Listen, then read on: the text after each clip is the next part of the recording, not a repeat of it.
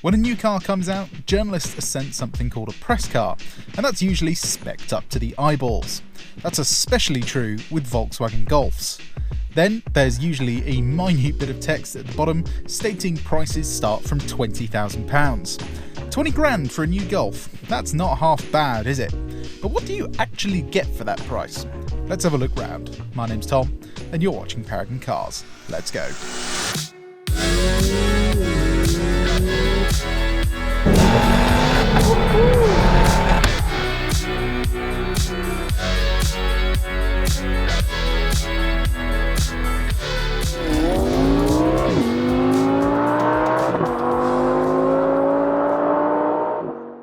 Before we start, please like, subscribe and hit the bell if you'd like us to keep bringing you this content.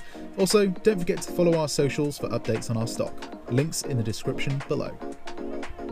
Now, this is the facelifted Mark 7.5 Golf, so you get a slightly different headlight design and new infotainment screen. Other than that though, everything is pretty much the same. The engine is a little 1.4 litre with 125 horsepower and just 200 newton meters of torque. Don't be fooled though, as the numbers are a tad deceiving. Let me show you with a 30 to 70 sprint.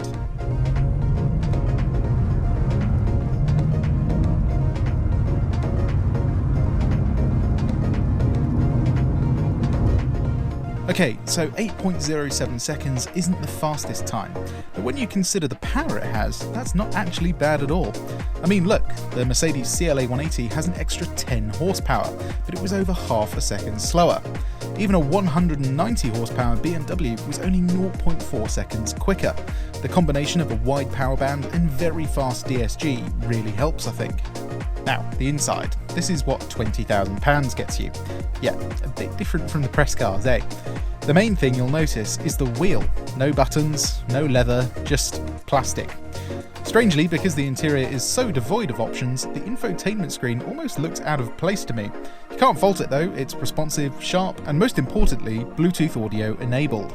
The rest of the interior isn't so bad either. The seats are cloth but hard wearing as long as they're kept dry, and there's still felt lining on the glove box and door cards so things don't rattle around.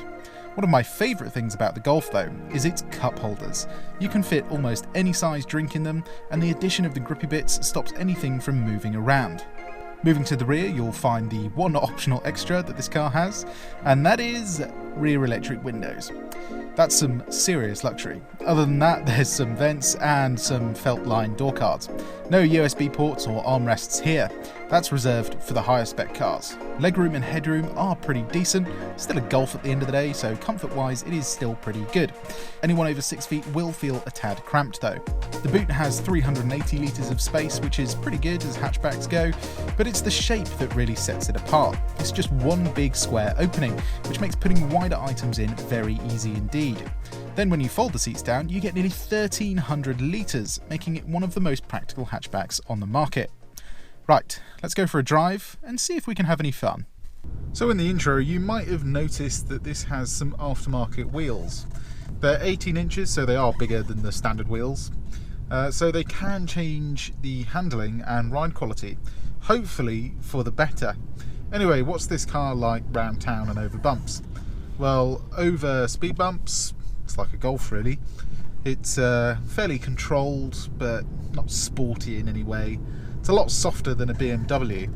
But one of the best things about Golfs is their steering is light, not so precise, but just very comfortable to use. And the pedal feel is so predictable, especially in this DSG model. Everything can be done with minimal effort, and that's exactly what a Golf is about. And the thing is, I know this steering wheel looks a bit tacky compared to the leather one, but for some reason it's just easier to use. It's slightly grippier than the leather one. Well, look at this, go around a corner one-handed, and you could almost do it with your pinky finger really. It is that easy. Then, in terms of parking, as standard, you don't get any parking sensors. Thankfully though, some have been installed, and even though they're aftermarket ones, they do kind of help out a bit. If they were OEM, you'd get this little display on the screen that would tell you how close you are to something, but at least we've got an audible warning, and they do seem to work pretty well actually.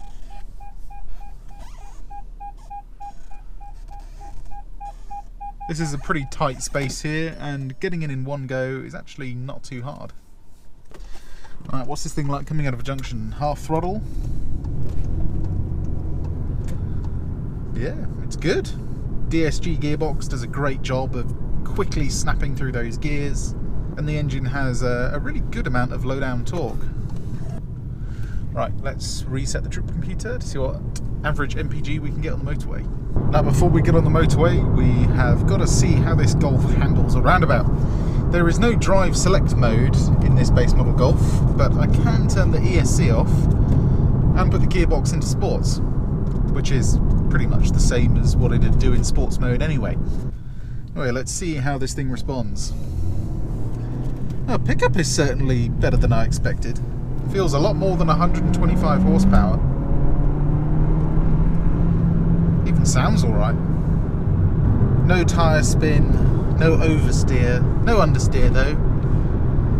It just does what it does, this car. It's about being predictable, safe, and not much else really. Hopefully I can have a little bit of fun with it if we get up to some higher speeds though.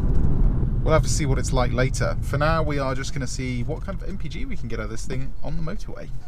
So we're going to put traction back on, back into drive, and see how it does. Back at home on the motorway then, and this is where the Golf is going to spend a lot of time. So it's got to be good at just getting the miles done in a comfortable manner. And obviously it's very good. Even in this standard car, you're still getting the same windscreen, you're still getting the same amount of sound deadening, and if anything it's slightly quieter, especially if we were on the slightly smaller wheels. Because we are on those 18s though, there is a little bit of road noise, but wind noise is very, very good. The only wind noise you notice is a tiny bit coming from this top right corner of the windscreen. Other than that, there is none. I would say it's on par with a BMW 4 Series, and that's pretty high praise. Then in terms of visibility on the motorway, it's pretty good. In terms of all-round visibility, it's good. But there is one slight negative, and that's the wing mirrors. The actual size of the mirror isn't that big, and even though it's got this curved bit of glass, it still makes it pretty difficult to see in your blind spot sometimes. I find the wing mirror in a Seat Leon to be just a little bit better. And in terms of drivability on the motorway, that's also very good. It's very easy to change lanes. If you give it half throttle, it changes down gears very quickly. Nothing to complain about there. And even if you are just sitting in 7th gear, it's got a good amount of torque to just get you moving. And that kind of response is really good when there's a lot of traffic like there is today. It just means when you find that small gap, you can get into it straight away. Then in terms of comfort, it's a Golf, so it is pretty good. These seats don't have quite as much adjustability as I would like. You can't adjust the pitch of the base, and there isn't a little extendable bit for your thighs. But in terms of armrests, this is where the Golf is very good. There is a huge amount of adjustability in this armrest. You've got multiple different height settings, and of course you can push it back and extend it. And yeah, you've got very comfortable elbows in this car. Then suspension and steering are both very good. Steering is nice and light, yet it doesn't really do anything too untoward. And the suspension deals with bigger bumps pretty well. Nothing seems to crash into the cabin too much. Anyway, moving on, in terms of wear and tear, even though this is a base model Golf, it still looks pretty good. These are just the base model cloth seats, and yeah, they seem to look fine. Only downside with cloth over leather is that obviously if you spill a drink on them, getting that stain out is going to be pretty difficult. Other than that though, it's pretty good. Even this base model steering wheel isn't too shiny yet. There's only a little bit of wear here. But other than that, yeah, still got squidgy materials on the door cards, on the dash. Not too many rattles. I did notice a couple when going over the speed bumps in the beginning of the video. But other than that, it's pretty good. Then in terms of spec, obviously this is a complete base model car. What would I choose? Well, the first thing is gonna be all-round parking sensors. That's definitely something I would get in this Golf. Visibility is fine, but for the tighter spaces, it just makes it a bit easier, especially if you want to get a really close gap between you and the car behind you. And the next thing is gonna be the upgraded steering wheel. This base model wheel is fine, but it means you don't get cruise control or any controls for the media on your steering wheel. So yeah, A, it doesn't look as good, and B, it takes away quite a lot of functionality from the car. Then finally, it's going to have to be heated seats. Without heated seats in the UK, it does get very cold in winter, and it does mean you're waiting a while for the car to warm up. So it's definitely something I would get. Now, if you watch the channel a lot, you'll know I like my music, and you'd be surprised to hear the standard sound system in this complete base model Golf is actually really decent. It gets very loud, and even when you turn it all the way up, the clarity is still pretty good. And that's pretty surprising because other manufacturers like Mercedes and BMW and especially Toyota, they put very, very quiet sound systems in their base model cars. And the reason they do that is because obviously they want you to spend more money on getting a better sound system. But thankfully, this Golf is good enough. Yeah, there's no need to upgrade it. That's our motorway stint over. So how did we do in terms of MPG? Well, we're currently sitting at 48.4. This car is supposed to do 54 to 57, but we have been sitting in slow-moving traffic, so I can forgive it a little bit. And yeah, I think actually that's a pretty good figure. Out of all the cars we've done on this bit of motorway, anything above 45 seems to be pretty rare actually, even for the more efficient cars. And I'd say for the power that it's got, and how quick it feels, that's a pretty decent figure. As you can see, it's still going up. We're sitting at 49 now. So on a long run, yeah, you would easily get about 54 miles per gallon. That's pretty impressive for an engine like this. And for me, that's perfectly adequate. Anyway, let's get on a B road and see how this thing handles. Right, back into the sportiest mode we can get into. See what it's like.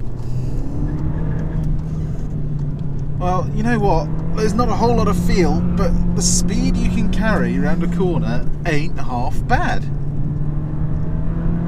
Gentle with the throttle. And yeah, it does all right. It's quite interesting having a sort of manual gearbox down here as well. Sound check. Oh yeah, that's proper, that is. Of course, the one disadvantage of any VAG product really is that it kind of just has this built-in safety understeer. There's not a lot of control you have mid-corner of what the car does. It's kind of just come off the throttle and lessen the understeer, and that's your options really. Right, look, come around here, just foot flat. If I come off the throttle, brake, I can straighten the car up, but other than that, there's not a lot you can do really. If you're looking for something more fun, a BMW is definitely the choice you should be making. But as a daily driver goes, this is bang on. You can carry huge speed around a corner.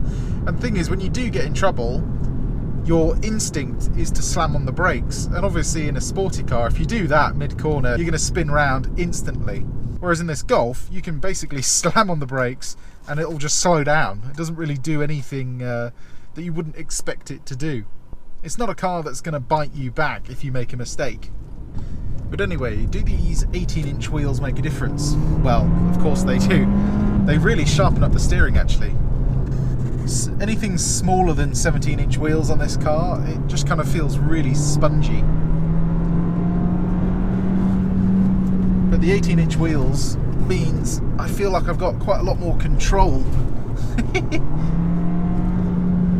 you know what? It's actually alright. On a tight B road, because the car's small, you've got space to move about in your lane with. And yeah, it's not dynamic, but it's enjoyable. You can still feel a little bit of what the car's doing. Right, let's see what it's like in a sort of 0 to 60. No wheel spin, that's quite impressive. Don't often see that in a front wheel drive car. Brakes feel pretty good, they're not spongy. Feels like I can lean on them quite easily. And you have to down a road like this.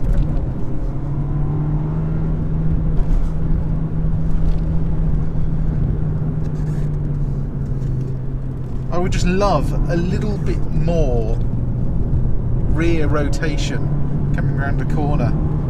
I'm always battling understeer in this.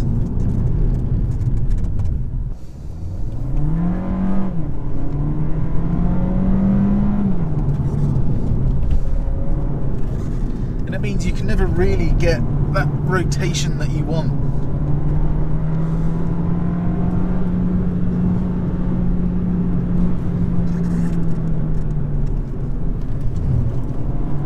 A little bit of rotation there.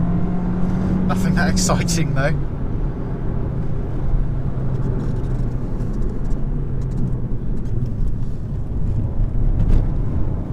Oh, there was a little bit there actually.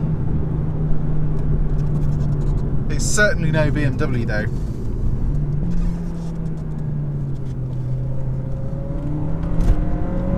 I guess that's one good thing about the Golf though, is you can just plant your foot coming out of a corner.